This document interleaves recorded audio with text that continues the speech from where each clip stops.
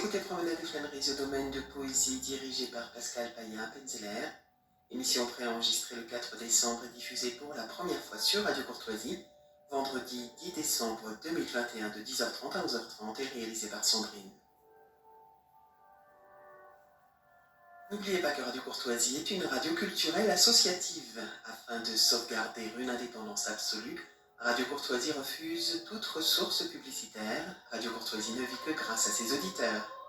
Aidez-nous à demeurer libre, rendez-vous sur soutenir.radiocourtoisie.fr et accédez à l'ensemble de nos archives à partir de 5 € par an.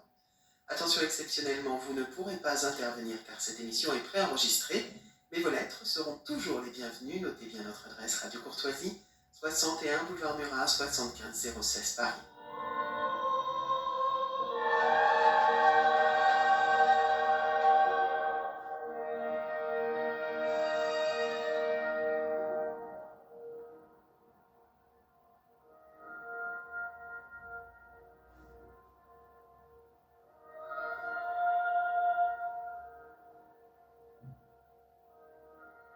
Je lutte contre les nuisances de Lucifer, à travers le souhait d'une abnégation prospère, où l'amour vainc et triomphe de l'enfer. À genoux avec mes sentiments à terre, ma relève par une main tendue est éphémère, si à vos yeux je deviens une étrangère.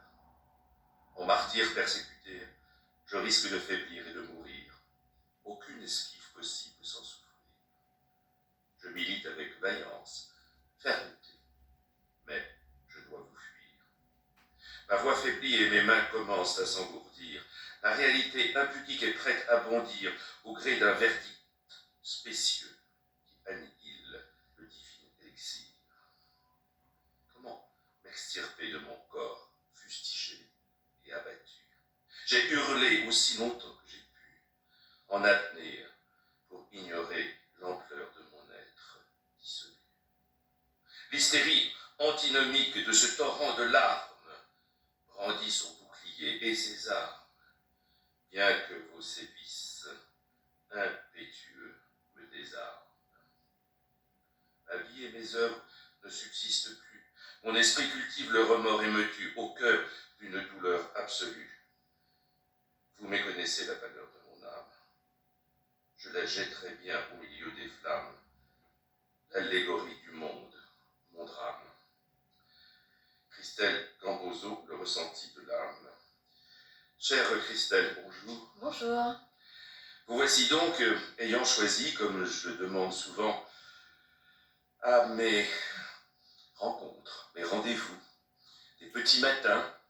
Nous sommes en préenregistrement, ce samedi matin 4 décembre, et le 10 décembre, vous pourrez écouter notre conversation.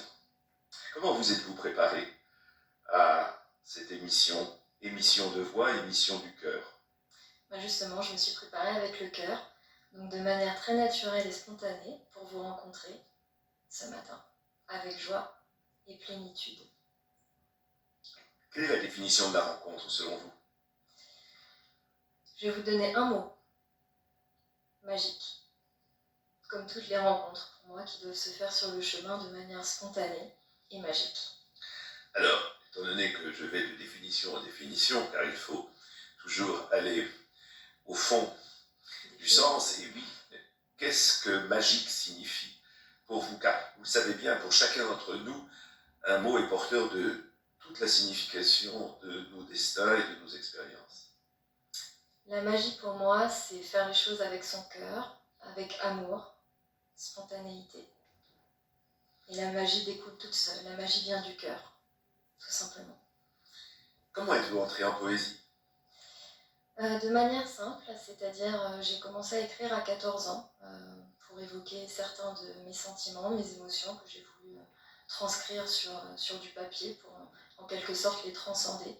Et donc c'est venu vraiment de manière fluide, et ce qui m'a le plus interloqué, c'est quand j'ai étudié en 4e le recueil Les Fleurs du Mal de Baudelaire. Alors comme, voilà, par synchronicité, j'ai justement là sur la table du studio le catalogue de l'exposition Baudelaire, la modernité mélancolique, qui se déroule actuellement à la Bibliothèque nationale de France, Oui, ça a été le choc de votre vie? Oui, tout à fait. Je me souviendrai toujours, mes camarades en classe de quatrième me détestaient, c'est nul. Enfin, ils ne voyaient pas l'intérêt de ce recueil, alors que je le trouvais justement magique, avec une force, une puissance très impressionnante qui va de la laideur jusqu'à la beauté. De la laideur, finalement, s'extirpe la beauté.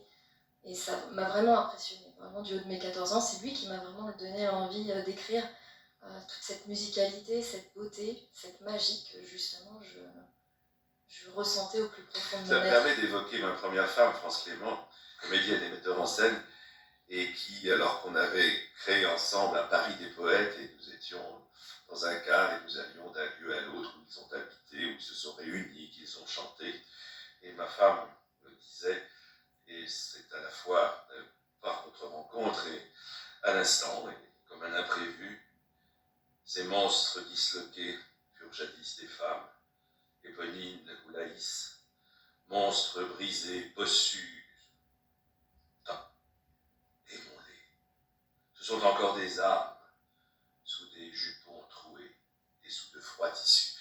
Extrait des Petites Vieilles qui me semble le plus bel hommage qu'on ait jamais rendu à notre humanité, toujours à échoir et jamais déchu. Tout à fait. Ce que j'aime chez lui, c'est vraiment cette dépréciation du bas pour aller vraiment vers le haut et vers cette lumière, l'idéalisation de la lumière.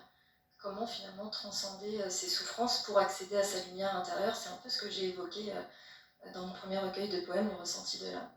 À quel point il m'a vraiment inspiré et imprégné. Vous avez eu une manière de parler, puisque c'est vous qui avez choisi les poèmes que je vais lire, l'allégorie du monde que je viens de faire entendre, qui est le premier poème du ressenti de l'âme pour notre émission. Vous dites en commentant ce poème, c'est assez rare chez mes interlocuteurs ou interlocutrices qu'il y ait des commentaires de ce type, mais vous aimez analyser les textes, évidemment. Plongé dans un monde obscur dans lequel je peine à trouver ma place, et vous parlez de vous-même. Je fuis et déplore que l'être humain se contente de superficialité au détriment de la profondeur de l'âme. Et vous ajoutez cette même âme, et nous rencontrons Charles Baudelaire, évidemment là, qui me susurre à l'oreille que seul l'amour en guise d'épée peut guérir et sauver. Je précise que les autres ne connaissent pas ma valeur. Vous vous sentez étrangère en ce monde? Étrangère, alors c'était un sentiment auparavant, donc c'était un poème que j'ai écrit il y a fort longtemps maintenant. Vous aviez quel âge à ce moment-là? Je devais avoir dans la vingtaine, une petite vingtaine. Et effectivement, c'est le sentiment que je pouvais éprouver. Et aujourd'hui, j'ai vraiment justement cette sensation, en regardant le chemin en arrière, d'avoir trouvé cette place, la place qui me correspond et qui me faisait défaut finalement à l'adolescence. Et cette place, chère Christelle, vous l'avez trouvée par l'expérience de la vie, mais la poésie y a contribué? Alors la poésie elle est devenue une sorte de conscience, une projection de vous dans le monde? Voilà, et là, ce qui a contribué, donc c'est la poésie, l'art, vraiment, tous les domaines d'art et la spiritualité. Et vraiment l'amour. C'est une trilogie. Et j'ajoute même l'amour, voilà, que l'on peut trouver au fond de ces sujets-là, un amour finalement spirituel qui va bien au-delà juste d'un rapport entre un homme et une femme. Vraiment quelque chose de magique. On revient encore sur ce mot.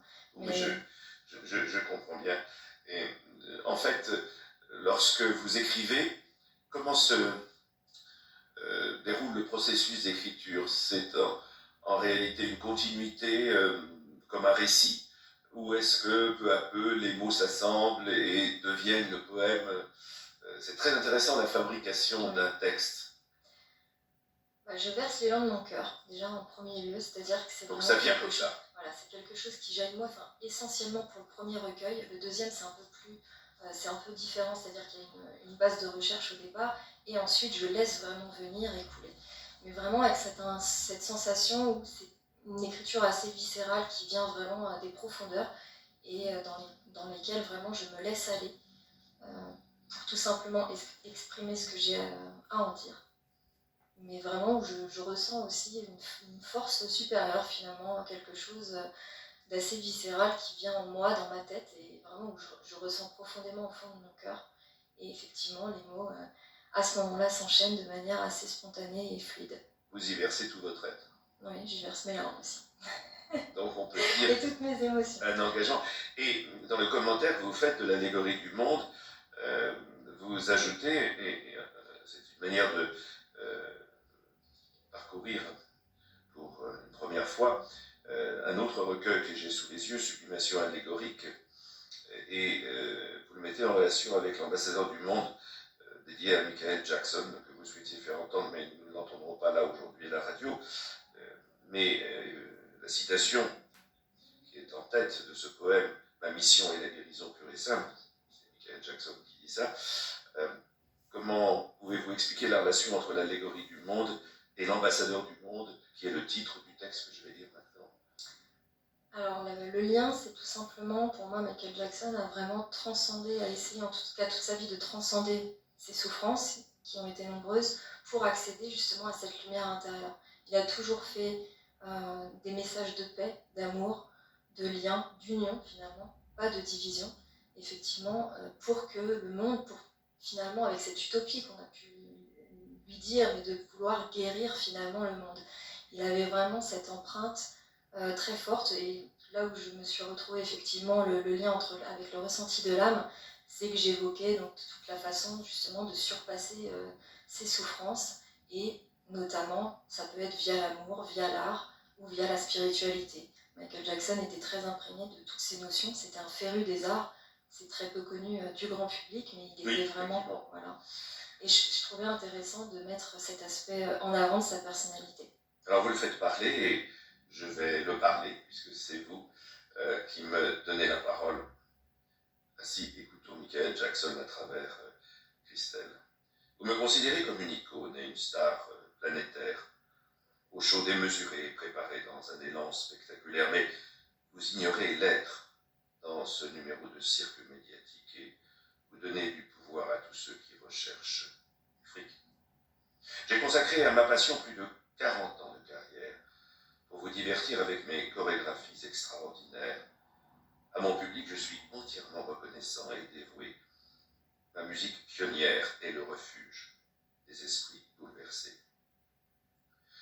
Vous aimez le moonwalk, mais ma personnalité est inconnue. Les gens préfèrent le bavardage à mon talent que Dieu a élu. Fasciné par les arts, des grandes figures comme Michel-Ange, vous découvrez ma vocation spirituelle envers les archanges. Mon sens de l'esthétique et du beau m'a inspiré Neverland. Ce baume à l'âme a été le seul remède du fan de Disneyland, où je me sentais en sécurité loin des mondaines incertitudes, meurtri dans les frasques isolantes de mon éternelle solitude. Je m'évertue à travailler pour abattre les barrières raciales, en révolutionnant les règles strictes de l'industrie musicale. Mes ennemis s'acharnent à vaincre la cible la plus lucrative. Terrifiés par mon influence, ils ont fait de moi une victime. Je lutte contre la maltraitance et protège le milieu de l'enfance avec humilité.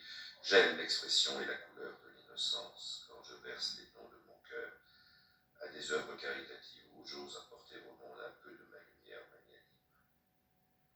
En martyr, persécuté et violenté, il était si facile de me faire vaciller. Et les enquêtes FBI, les jugements qui m'ont innocenté. Les vrais criminels agissent impunément derrière ma renommée dans des réseaux immondes, en n'assumant pas leurs responsabilités. Mes yeux profonds restent à l'image de mon essence modeste. Ils expriment l'amertume et le sacrifice d'une célébrité funeste, brutalisée par l'enfermement. Les larmes coulent sur mon visage. Prenez mon argent, mon nom, et laissez-moi dans mon sillage. Je m'asphyxie sous cette presse à scandale et ces désagréments qui atteignent mon moral, mes enfants, ma qualité de père aimant, alors que j'aspire à répandre l'amour au plus fond. Oui, parce que vous avez laissé imprimer au plus fond, au plus profond de mon cœur, et j'aime bien lire tel que c'est, sur la planète nourricière qui résiste encore à la sombre douleur.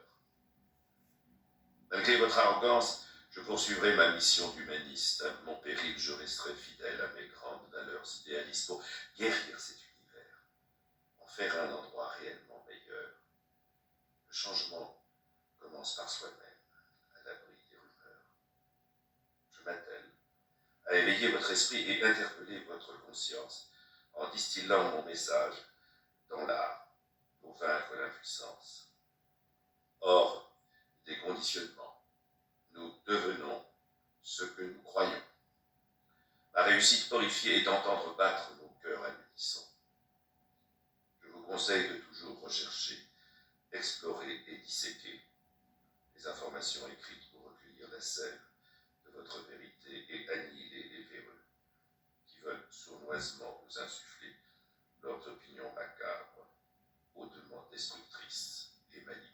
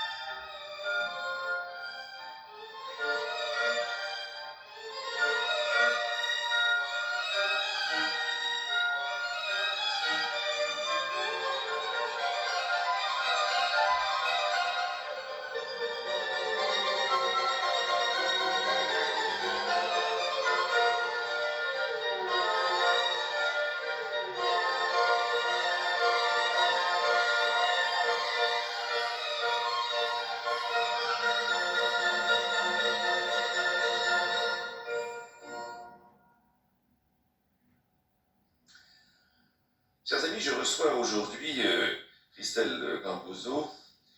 Vous entendiez à l'instant cet hommage à Michael Jackson, plus exactement, bien sûr, notre cher Tchaïkovski. D'ailleurs, pourquoi avez-vous choisi, parce que Christelle, vous avez aussi choisi 2 des 3 musiques que nous écouterons, pourquoi cette séquence, cette plage musicale? Tout simplement parce que dans mon deuxième recueil de poèmes, donc dans Sublimation allégorique, je réalise un poème donc sur Tchaïkovski, précisément sur Casse-Noisette, parce qu'il est un grand compositeur en fait qui est très apprécié par moi-même, mais également qui était très apprécié par Michael Jackson. Donc effectivement, le deuxième recueil de poèmes concerne Michael Jackson, mais en particulier tous les grands artistes, tous les grands maîtres dont il s'est nourri et inspiré pour parfaire son œuvre. Donc effectivement, il y avait un lien effectivement avec ce deuxième recueil de poèmes, donc c'est pour ça que j'ai choisi cette douce mélodie. Vous êtes une personne d'affinité. Oui, je fais beaucoup beaucoup de choses, enfin, je fais tout même avec le cœur. Je pense qu'effectivement, à un moment donné, il faut laisser de côté un petit peu le mental qui peut nous berner avec certaines de ces illusions et laisser plutôt parler son cœur et son âme au plus profond de soi pour révéler finalement la meilleure partie de soi-même. Je ne ferai pas ce jeu de mots, mais si je le fais tout naturellement, chez vous, cœur s'écrit avec et sans H, mais ce que vous aimez sur le cœur de votre cœur. Tout à fait, toute la musicalité aussi, donc c'est pour ça que j'aime. Il y a beaucoup de liens finalement dans tous les arts pour moi, et qu'ils se marient vraiment très bien ensemble, tout simplement parce que la musique est poésie quelque part, et la poésie est musique. À l'instant, nous écoutions justement, écrit par vous et lu par moi, cet hommage, je me répète, à Michael Jackson, et on aura entendu comment vous écrivez, et c'est assez particulier la première fois où je vous ai lu, sans vous faire sonner, c'est-à-dire intellectuellement, dans la signification des mots et non pas dans leur musique. Je me suis dit, voilà une poésie, comme on dirait, très prosaïque. C'est une volonté de simplicité, parce qu'en même temps, bien sûr, vous la rimez, enfin, vous lui donnez une allure de poésie, enfin, il y a une scansion, il y a un rythme, mais les mots sont très simples et ils ne se veulent pas poétiques. Cette manière de rédiger, parce que c'est comme une rédaction, associée à ce que vous voulez dire, quelle place laisse-t-elle à l'inspiration ? Il y a une différence effectivement entre le premier recueil et le deuxième recueil, que vous avez pu certainement observer. L'inspiration découle, en fait, c'est vraiment des questions que je ne me pose pas. Pour moi, c'est des choses qui viennent au fond de soi, qui doivent couler, une fois qu'il y a en fonction s'il y a une phase de recherche ou pas, en fonction des sujets qu'on évoque forcément. Mais ensuite, vraiment, comme si il y a un message qui vient de là-haut, finalement, quelque part. On le laisse s'installer en soi et il découle d'une manière fluide. Donc l'inspiration, c'est ça pour moi. C'est vraiment, c'est pas forcément y réfléchir. C'est la réceptivité et ensuite, quelque chose en ressort. Et pour moi, forcément, il faut être connecté avec son cœur pour que cette chose puisse ressortir. Je ne sais pas combien de fois, depuis le début de Je dis le mot cœur. vous avez abondé côté cœur, mais... Parce que ça me résume, c'est voilà. Moi en fait, tout simplement. Moi à nu. Mon cœur mise à nu, ça nous revenons à Saint-Baudelaire, n'est-ce pas ? Oui. Effectivement. Je recevais au mois d'octobre, dans mon casier de Radio Courtoisie, un petit recueil, tout petit recueil, humour, satire, etc., de Jean Sueur, que je n'ai pas l'honneur de connaître, mais voilà, qui doit écouter l'émission à tel ou tel moment. Et dans son premier poème, il y a un vers que j'extrais. J'ai rêvé d'un orage embellissant la terre. Est-ce que la poésie est parfois pour vous un orage ? Mais la poésie a tous les sentiments.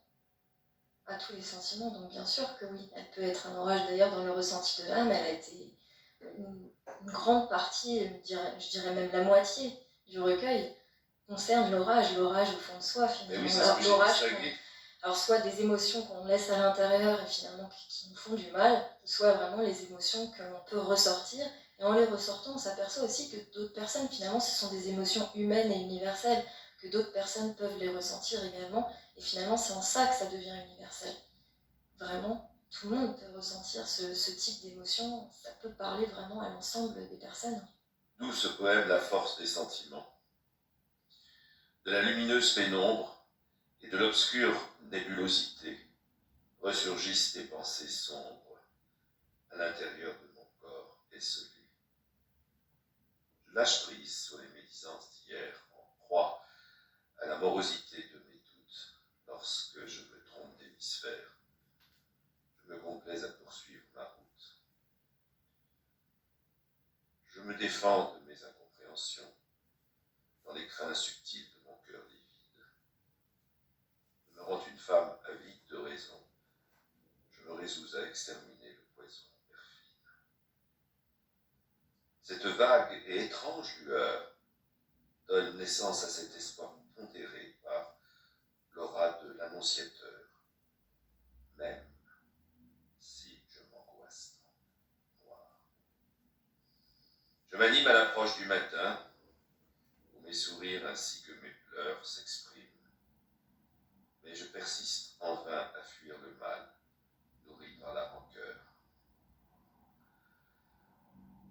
difficulté s'apparente à ressentir la grâce éclairée par mon âme. Je consacre ma prière pour ralentir et raviver cette célèbre flamme que je prône tout au bout du chemin, en combattant la vacuité et le néant. Je tressaille par l'osmose de nos mains pour épuiser la force des sentiments. Un poème de ce type est une expérience. Est-ce que vous vous souvenez de son temps d'écriture? Alors celui-là aussi date il y a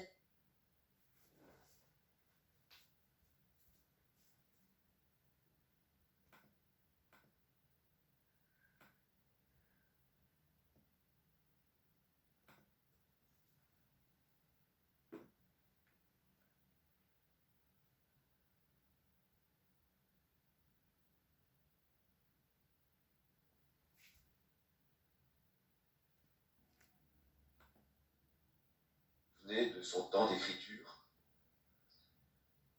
Alors celui-là aussi date il y a de nombreuses années. Alors c'est toujours difficile pour moi de me dire combien de temps cela a pris, tout simplement parce que la première ébauche, j'allais vraiment au fond de moi. Et ensuite, je peaufine vraiment les vers jusqu'à temps qu'ils me conviennent. Donc j'ai passé énormément de temps sur chacun de ces poèmes. Donc il est assez difficile d'évaluer en termes de temps, mais par contre, la première ébauche jaillit de manière toujours très rapide.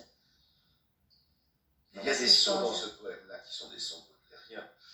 Oui, l'adjectif baudelairien. Finalement, voilà, on évoque au début vraiment, c'est justement cette progression, cette élévation, c'est-à-dire de la souffrance vers un petit peu, on voit la lumière vers la fin. Finalement, c'est la force des sentiments, encore une fois, l'amour qui sauve et qui guérit. Sauf qu'il n'a pas sauvé Charles Baudelaire.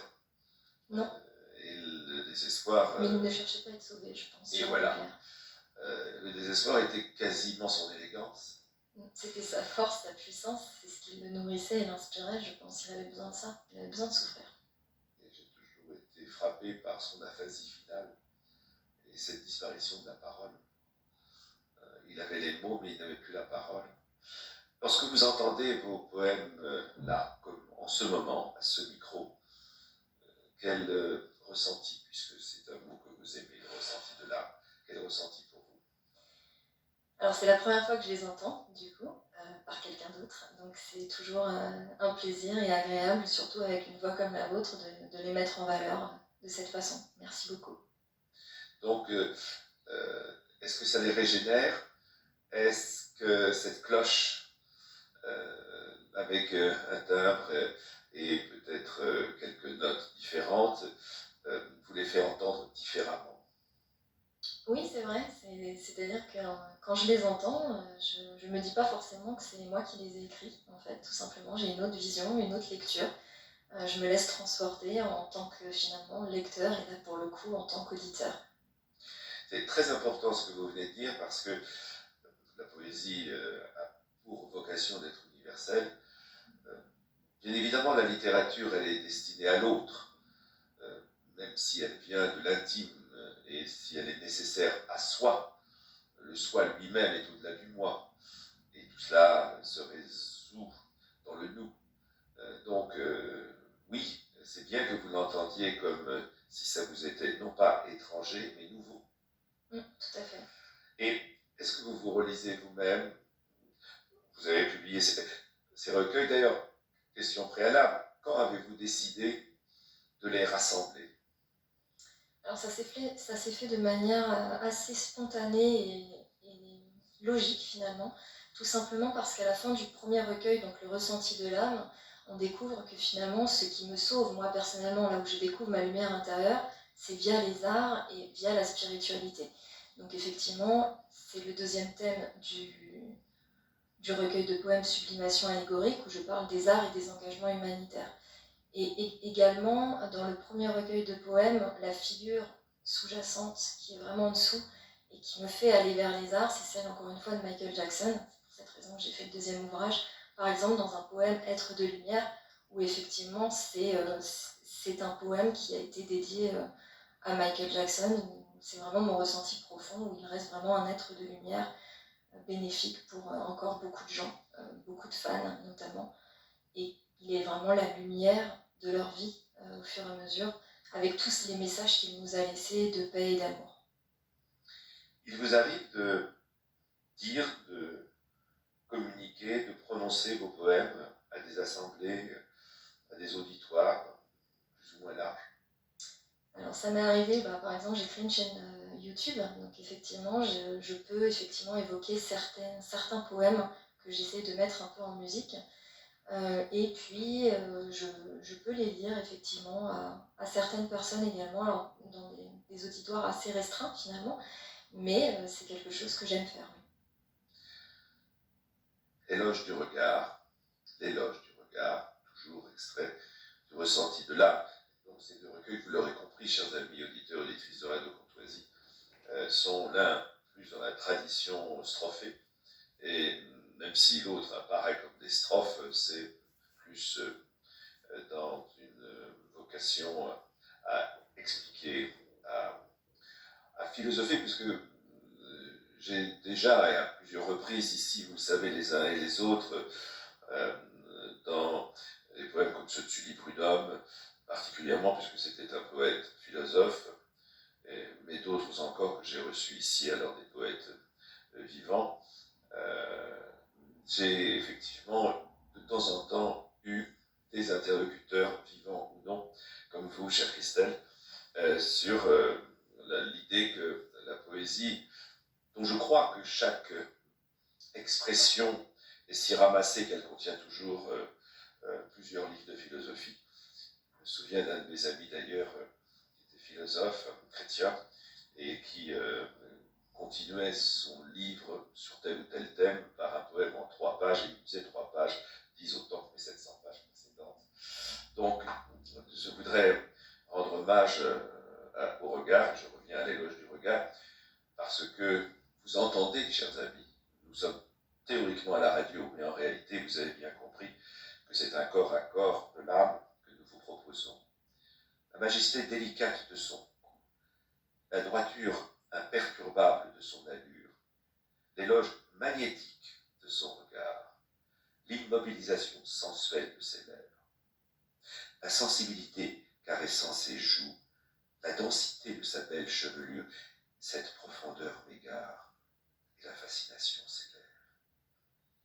L'éloquence de ses silences, plongée dans son regard intense, très sombre et impénétrable, aussi inaccessible qu'insondable, sa voix exquise, mélodieuse effleure mon âme songeuse. Animer la splendeur de son être m'attire au-delà du seul paraître. La posture raffinée de sa nuque, de son buste, transcende une personnalité intègre et juste. Entrevoir la volupté de ses épaules, et soudain la vulnérabilité me frôle. La froideur déconcertante de son attitude m'hypnotise d'incertitude, union du beau et du sublime, dans un onirisme apprivoisant les cimes. Je ne l'attends pas, je le rêve seulement. Son air énigmatique inspire mon émoi, le ressenti mystique au frémissement.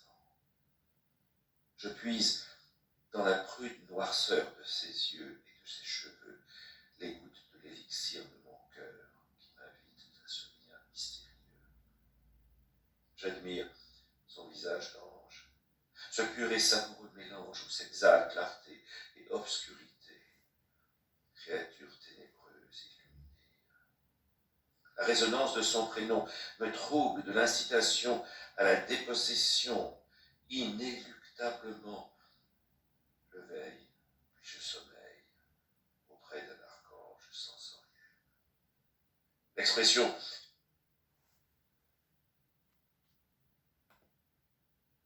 subtile de ses yeux me fusille de son salut gracieux, paralysant le divin du genre humain.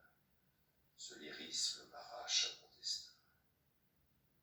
Exposé aux 1000 perfidies de convoitise, je demeure bien embarrassé, mais conquise par l'élégance de son apparition, sa séduction, figée dans un état déraisonnable de passion. Je cache mes mains qui frissonnent l'expérience de mes pupilles m'étonne. La tentation habite mon corps en somme, l'essence défendue de croquer la pomme. Je sombre au fond de sa personne, et je lâche prise, je m'abandonne à ces sensations qui m'emprisonnent, intrigué et captivé par cet homme. On est là, hommage à Michael Jackson. Non. Et à qui d'autre? À l'amour. Voilà, tout à fait.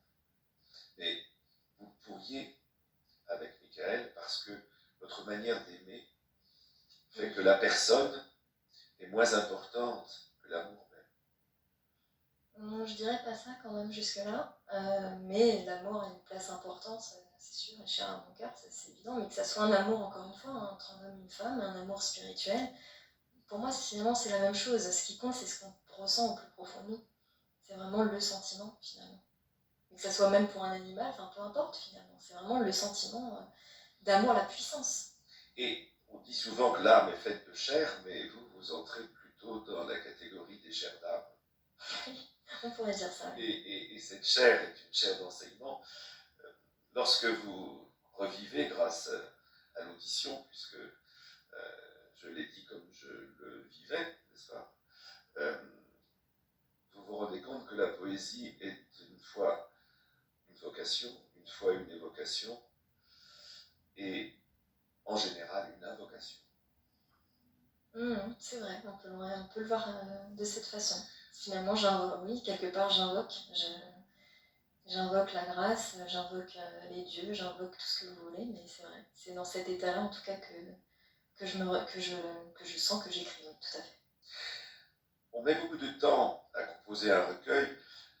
Quand je compose mes propres recueils, je dis souvent, et je l'ai exprimé de temps à autre à ce micro, les poèmes qui sont assemblés, qui ont été écrits à différentes époques, pas forcément pour être ensemble, mais qui sont unis parce qu'ils viennent de moi, de mon histoire. Ils se frottent les uns contre les autres et ils se modifient encore d'être assemblés. Il y a tout un travail de rabotage, de rectification, de complémentarité, de compatibilité. Est-ce que ça vous arrive quand vous composez un recueil? Et dans quel ordre l'inscrivez-vous? Chronologique, symbolique, signifiant? Finalement, et effectivement, les poèmes s'assemblent et finalement, ça fait une union, quelque part. C'est ce que j'ai souhaité finalement avec ces recueils, c'est les lier également. Alors, le ressenti de l'âme, effectivement, il y a un fil directeur tout le long qui est des ténèbres jaillit la lumière. C'est-à-dire, il y a la première partie beaucoup plus sombre, finalement, mais comment finalement apprivoiser notre ombre pour aller vers cette lumière. Et le deuxième recueil de poèmes, donc il est divisé en plusieurs parties d'art, et effectivement, à l'intérieur, c'est par ordre chronologique, finalement. En fait, aujourd'hui, où nous nous rencontrons, vous êtes en train de composer une troisième? J'ai des pistes. Alors, ce ne serait pas un recueil de poèmes, j'aimerais le diversifier, ce serait plutôt dans un style d'un roman. Mais effectivement, j'ai des pistes, j'ai des idées, mais il n'y a encore rien de... C'est vraiment à l'état de plan, de projet et de réflexion pour l'instant. Dans le dernier poème que je lirai avant une plage musicale que j'ai choisie, qui est une sorte d'hymne écrit par Charles Aznavour à la planète Terre, et je vous laisserai, chers amis auditeurs, le découvrir, et puis à la suite, nous passons le bobino concernant le soutien à Radio Courtoisie à l'occasion des fêtes de Noël. Je voudrais lire ce dernier poème. Si vous me permettez, c'est très bien, ce lien, référence à la planète Terre. Michael Jackson écrivait des chansons comme Earth Song, par exemple, en lien, ou un poème qu'il avait écrit Planet Earth, en lien à la Terre, pour son amour pour la Terre. Je c'est très bien ce lien. Je voudrais lire de vous l'ultime vérité dont vous dites dans le commentaire que vous m'avez fait parvenir: je suis l'héroïne de ma propre histoire, comme au théâtre finalement, où les êtres humains sont en constante représentation avec différents masques. Voici donc l'ultime vérité. Le récit de la vie surprenante de l'édifiante héroïne se crée dans ses pupilles dilatées par l'adrénaline. Elle apostrophe et déjoue des plans médiumniques par la prédominance de ses célébrations épiques. Son Son influence collabore au service des œuvres sociales, combattant l'impérialisme et son pouvoir monumental. Elle matérialise sa présence dans les jeux inhabituels pour inspirer la majorité par son destin exceptionnel. L'ultime vérité de sa communauté l'épuise, l'horripile à travers le voyage effréné du temps qui file. Fidèle défenseuse des arts, elle agit comme un mécène qui promeut la fibre harmonieuse de ses gènes. Par une libération de l'âme purement divine et sublime, elle distille la berceuse lumineuse qui ranime les cœurs démantelés sur le parvis de l'église, où Asile revendique son écorché vive au grand cil. Elle arbore, des panoplies provocatrices de ses parésils, à connotation sexe, où le glamour et le scandale fusillent les risques inconsidérés de sa nature intrépide et fugitive. Elle détruit les codes d'une humanité infirme et corrosive. Et vous avez entendu, chère Christelle, que, et ça m'arrive assez souvent, quand je suis plongé dans le sens, un mot, ma première femme faisait ça quand elle jouait au théâtre, elle remplaçait un vers de Racine par un vers de son inspiration. Elle s'impliquait assez comme actrice, et finalement comme co-auteur, et vous avez dit elle arbore les panoplies, et j'ai dit elle arbore les panoplies provocatrices. Et peut-être que ce qu'elle arbore, je l'arbore. Et je suis monté à bord de votre poème, comme nous allons monter à bord avec Charles Aznavour de la planète Terre, en relation, comme vous l'avez dit, à Michael Jackson.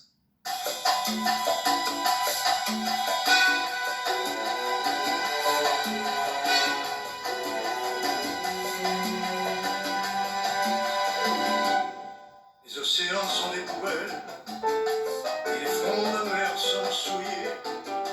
De Tchernobyl d'Henri Bambel, voient naître des fœtus morts-nés. Dans 50 ans, qu'allons-nous faire de ces millions de détritus et ces déchets du nucléaire dont les pays ne veulent plus? Sous nos pieds, la terre promise, patrimoine de nos enfants, petit à petit, agonise, nul ne s'en soucie, et pourtant les espèces devenues rares sont en voie de disparition, et la laideur chante victoire sous le plastique et le béton. La terre meurt.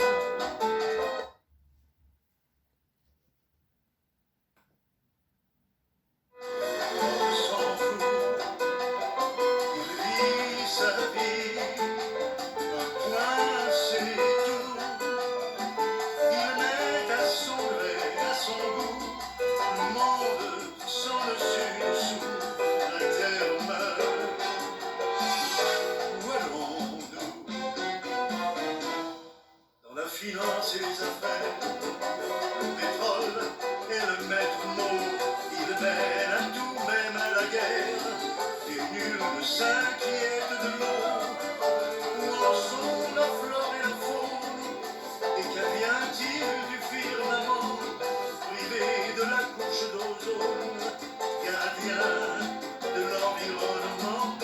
Sous le ciel, le sol se révolte, car l'homme trompe la nature. Quand il trafique les récoltes, il hypothèque son futur. Sous le soleil, les forêts brûlent, et l'on gagne les champs d'engrais dans la boulimie majuscule du rendement et du progrès.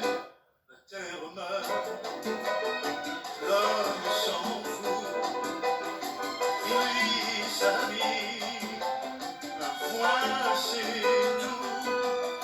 Il met à son gré, à son goût, le monde sans dessus-dessous. La terre meurt, où allons-nous?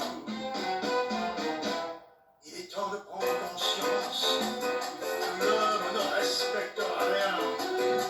Il se fiche de l'existence des baleines et des dauphins. L'éléphant meurt pour son ivoire, la bête rare pour sa peau. Et dans les grandes marées noires, le mazout, entre les oiseaux, la société consommatrice avance impunément ses pions, tandis que les arbres pourrissent dans les villes et leurs environs. La sécheresse se déchaîne, effaçant tout signe de vie, et certaines races humaines rêvent d'abandon et d'oubli. La terre meurt, l'homme s'en fout,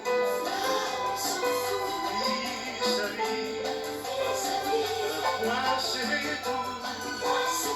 Il met à son gré, à son goût, le monde, son dessus-dessous. La terre meurt, où allons-nous? La terre meurt.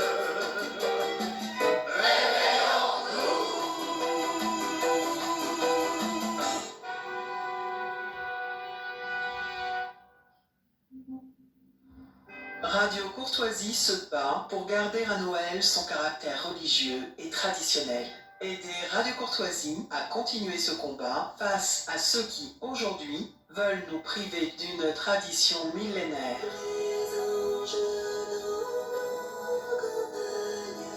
Avec les anges dans nos campagnes, symbole de l'enracinement, que les enfants soient au cœur de cette fête, qui leur rappelle les mots célèbres d'une chanson laïque, mais pourtant émouvante. N'oublie pas mon petit soulier. Donnez à Radio Courtoisie. Soutenez-nous par un don en ligne ou envoyez votre chèque à Radio Courtoisie, 61 boulevard Murat, 75 016 Paris.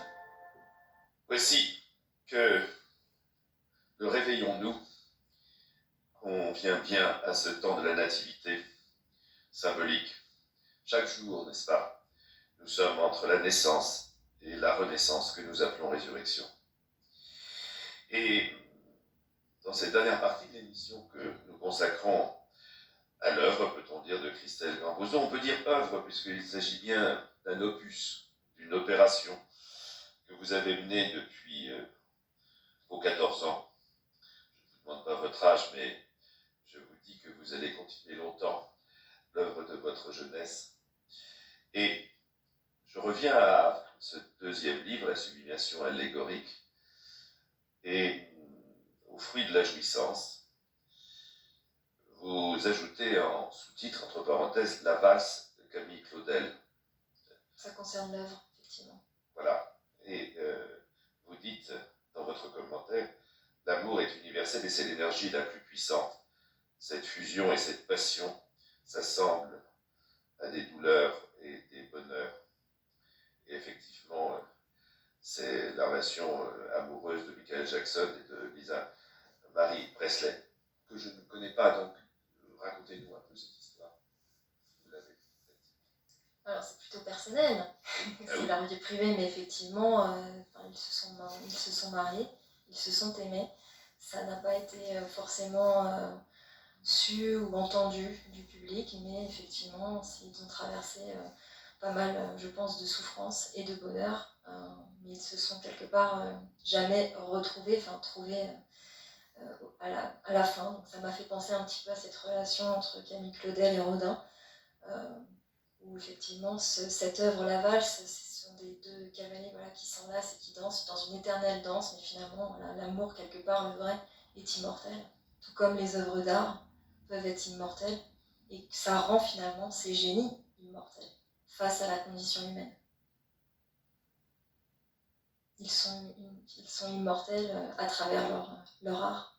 L'intensité de ce moment saisit les courbes de l'art nouveau à travers l'émulation de sa densité tragique qui honore la farouche volonté du génie au pouvoir et au don fougueux, expressionniste, graphique. Au bal de l'exaltation, les corps s'enlacent et les cœurs chavirent dans un balancement de douceur passionnelle qui se suspend à l'intemporalité éperdue où les danseurs virevoltent avec une frénésie amoureusement sensuelle. Cette pudicité orne les formes généreuses et la draperie qui accompagnent le tournoiement dans le déséquilibre de l'amour, épousant le vertige physique à la griserie voluptueuse, tandis que le tumulte du tourbillon vibre. L'enivrement prestigieux affole la cadence effrénée sous le joug de l'encelure lombaire de la valseuse, et le bel lard hume les effluves de sa nuque penchée pendant que ses doigts frôlent sa main désireuse. Le trouble s'apparente à la fusion de leurs confréries qui s'extasient et portent l'étreinte en prestige universel, comme les méandres chantés au rythme de l'élégie, quand les chairs palpitent d'ivresse émotionnelle. Dans l'étoffe des émois affriolants et de la musique, les remous des amants effleurent les galvanisations imprévisibles du mystère ou l'instabilité dynamique de la tempête désaxe leurs chants précieux et féconds. La tendresse hypnotise le jeu des drapés et émane de la spirale envoûtante quand la synergie charnelle affûte l'ascendance de leurs sentiments mélomanes sur la plaie de la fragilité aux épines conflictuelles. Dans cette volupté aérienne, les deux êtres élancés s'envolent, enchevêtrés par une force inextricable, comme les papillons au zénith de leur destinée gracient les cendres endolories et impérissables. L'hélice du corps, dans une embrassade véhémente, empoigne les ondulations anatomiques du cavalier sulfureux, obsédé par l'effroi de rupture imminente, et l'analogie romanesque de leurs baisers inspirés. Abandonné au creux de ses bras en bronze lisse, l'étoile,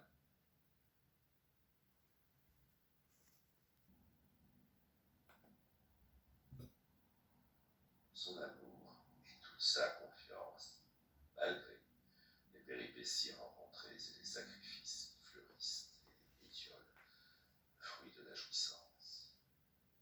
L'effervescence des braises ardentes anime la valse flamboyante, susurrée dans un écrin de sensibilité intense, où le monde autour d'eux se dessine hélas pour émietter l'osmose tangible de l'union avortée. En fait, de lecture en lecture, je me rends compte que vous racontez des histoires qui ont plutôt tendance à être des histoires d'échecs, d'impossibles.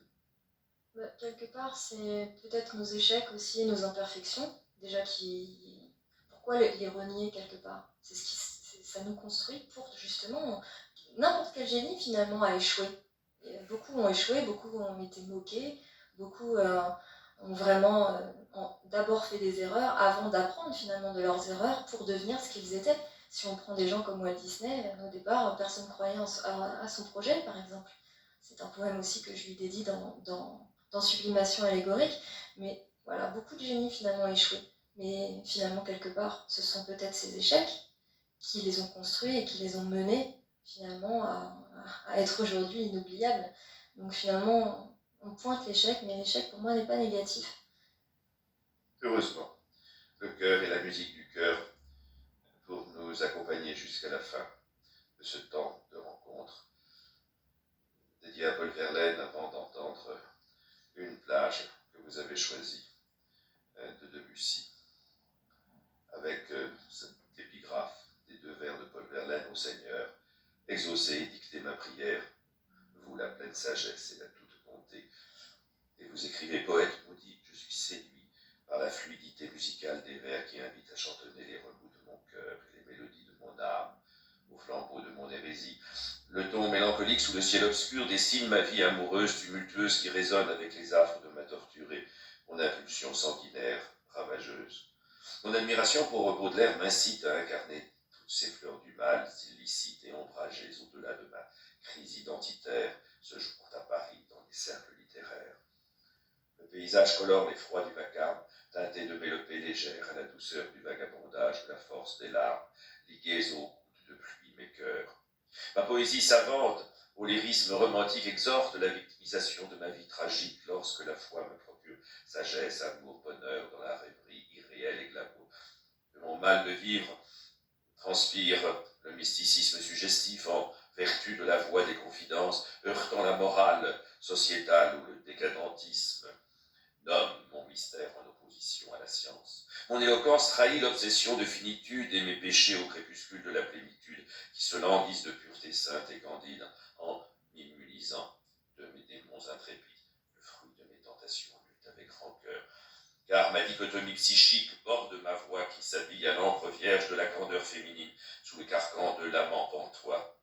La peinture extérieure de mes frêles sensations exorcise mes émotions et ma décomposition intérieure comme la vérité de l'être, comme unie grâce à l'attachement ineffable de mon esprit. Mes réussites et mes renoncements gouvernent la saveur de mes rêves entre spleen et idéal, où je navigue parmi les déboires de ma haine, assoiffé d'une tendresse aux portes du Graal. Dissident, je fuis la nervosité et la piètre réalité par le pouvoir incantatoire des rimes susurrées, quand la fantaisie de l'art vogue sur un océan de chimères enchantées à l'amour extravagant. La rugosité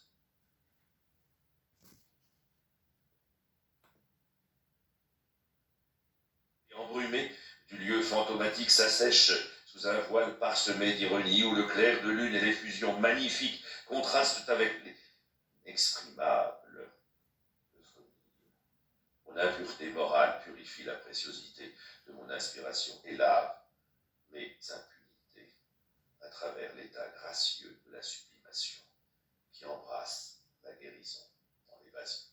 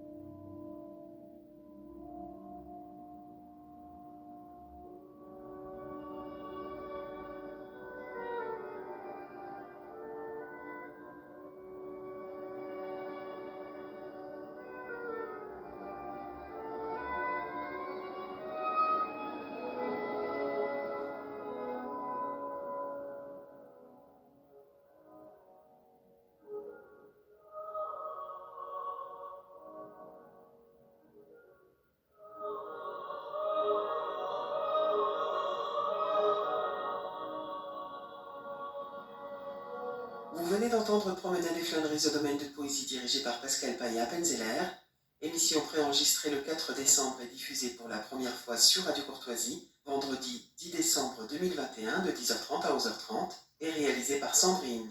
N'oubliez pas que Radio Courtoisie est une radio culturelle associative. Afin de sauvegarder une indépendance absolue, Radio Courtoisie refuse toute ressource publicitaire. Radio Courtoisie ne vit que grâce à ses auditeurs. Aidez-nous à demeurer libres, rendez-vous sur soutenir.radiocourtoisie.fr et accédez à l'ensemble de nos archives à partir de 5 € par an. Si vous le désirez, nous pouvons commander le CD-ROM pour le prix franc de port de 9 € ou 6 € seulement si vous êtes adhérent de notre association. Je vous rappelle notre adresse, Radio Courtoisie, 61 boulevard Murat, 75 016 Paris.